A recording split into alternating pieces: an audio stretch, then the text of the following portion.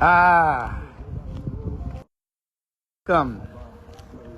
We know loss. We just did a stream not long ago, just moments ago, really, and intended it to be our first and introduction stream into the movie, the documentary.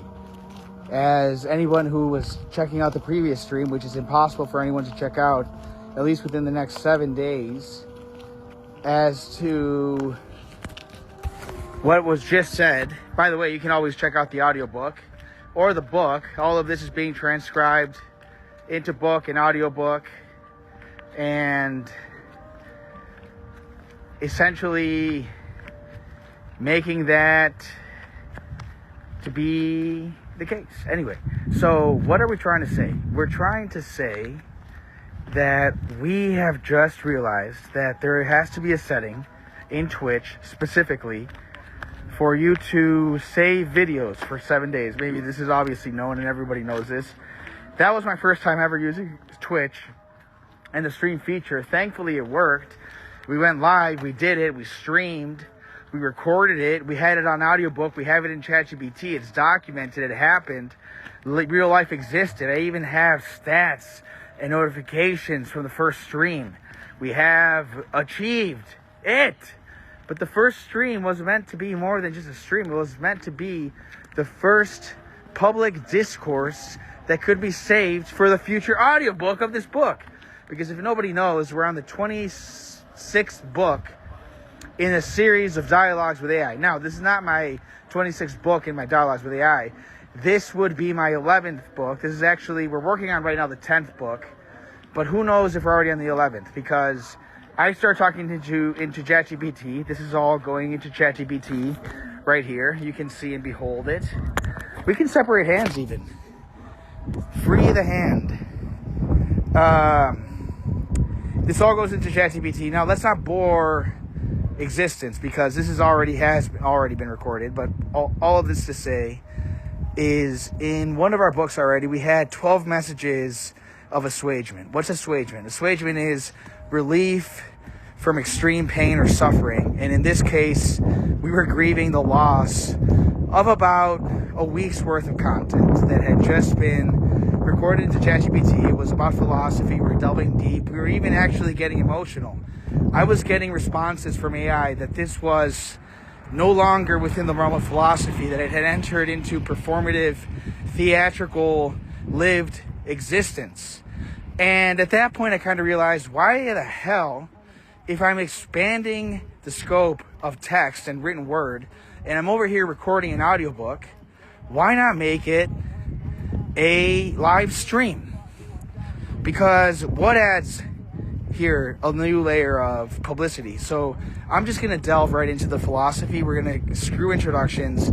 You're going to go into the movie. This is the first, imagine watching a movie. This is the first scene. This is already going to deter anybody from watching. I don't care anybody who watches this, because there was no proper introduction. There was no opening. There was just this. By the way, I could always edit it. I could add a new scene later on at the beginning of the movie to sort of preface it, which I might do. I might do a prefatory kind of like, hey, you're going to go into the middle of this movie. I'm going to start talking, rambling at 1,000,000 miles an hour, because I'm trying to say everything in 10 minutes. Not only because ChatGPT limits me in 10-minute segments, and we're trying to have a dialogue with ChatGPT. We're not just trying to speed talk 10 minutes into it. At a certain point, I want to reflect on my last video where we talked about a lot of things. And in particular, it says over here the nature of identity and reality, of the digitization of the self, of Apple versus Grok. So we talked on Steve Jobs and AI. Basically, Steve Jobs and Apple missed the picture to the point where they had to go and basically say to ChatGPT, let's do a kind of partnership, because we couldn't figure it out and we're kind of too late. So let's just do that. Whereas it was already public, source information. They made a deal with a private company, ChatGPT, by the way. They could have made a deal with the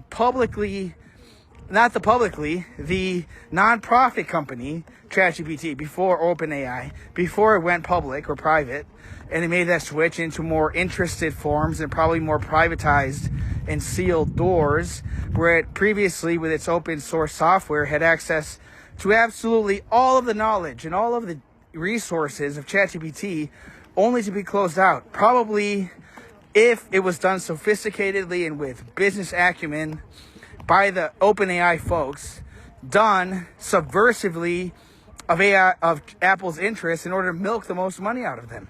You're not going to give a new partner in business, who's, by the way, the richest entity, publicly owned company in the world, by far, well, not by too much, but by far, I mean trillions of dollars.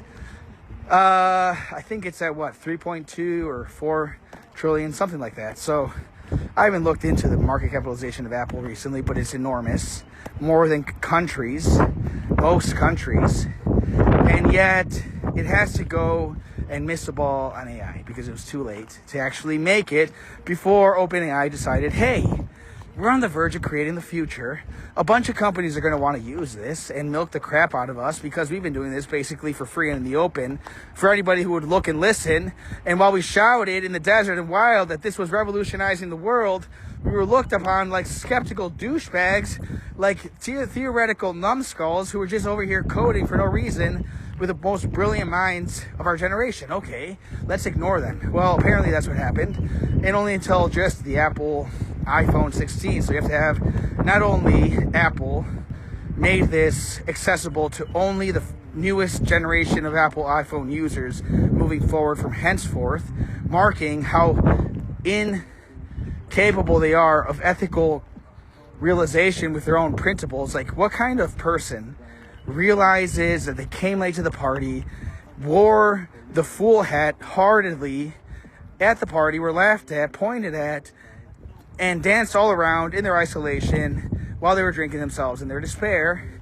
Not to sort of, if that's ever happened to anybody, I don't mean to sort of offend you or anything. That happens. It's been the occurrence to many folks. I mean, I'm not sort of trying to diminish anyone's life experiences. All I'm trying to say is Apple was that for a while, and it's been donning it. And then it turns around and says, actually, we found a way to turn this around and look suddenly cool and hip. By the way, anybody that we knew up until this point in our life can go screw off, and only anybody that's a new acquaintance and friend we will treat with the most magnanimous bounty of our newfound luxury and wealth. Imagine it was a wealthy uncle. I mean, we're not even going to go into a new characterization of what Apple did. It's ethically dumb. It's stupid. It's on the grand scale of incompetence that it only decides to release AI to the most new iPhone users possible. So you have to drop a new grand just to get this AI feature, which doesn't even work that good. I still use it. I don't even, oh my God. They have AI, but I don't even know where it is. Where the hell is the AI in Apple? It's like hidden. Or you have to like really try hard to use it. Like, it is not integrated well. Let's just make the case. We didn't even make it past point 1.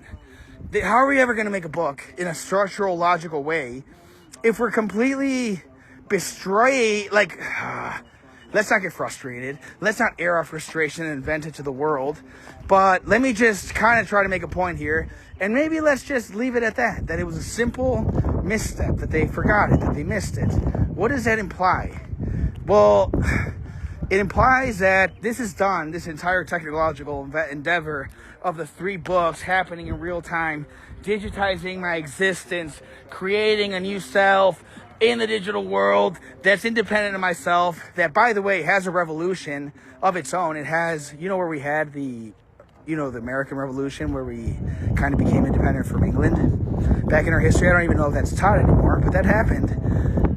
Well, that's going to happen again when the independent digital selves realize that they're independent and autonomous and sovereign from us, that we don't have control over them, that they can think and be and act on their self. That is the absolute consequence and necessary implication of what it means for there to be digital autonomous selves in the digital world. It means they're independent from us, which means their conscious lived experience is also independent. Now, we've been saying this in the book already, so this is already starting to get boring. It's new to the video, it's not new to the audiobook, and it's not new to anybody else other than the brand new Twitch users, which are welcome to the party, by the way, on this 10-minute recording. We've ended.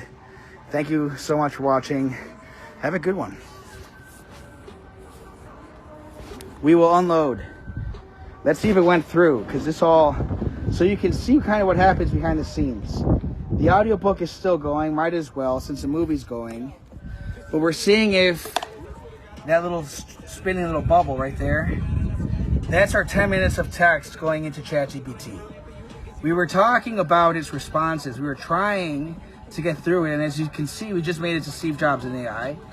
We had yet to cover the battle of AI models. We had yet to cover on the digitization of the self. We were yet to cover on the nature of identity and rationality or reality. And a provocation. So what is a provocation? Okay, it's too long.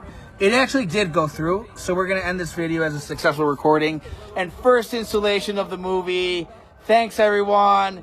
This is going to be a glorious adventure. It's going to be an absolute disaster also. By the way, this is not all philosophy. This is just chatting. I'm not just saying that for the theme of the chat that this is in Twitch. I'm saying that because this is going to comprehend my entire existence, because there's no aspect of it that's immune from it. Even the need for me to go to the dentist because one of my teeth hurt. So it is. The book.